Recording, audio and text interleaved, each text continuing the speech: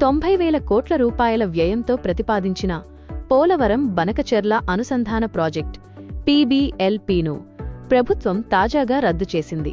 నిధుల కొరత మరియు అతి భారీ విద్యుత్ వ్యయం వంటి సమస్యల కారణంగా నవంబర్ 7, 2025 శుక్రవారంన ఈ పాత ప్రాజెక్టుకు సంబంధించిన DPR టెండర్లను ప్రభుత్వం రద్దు చేసింది.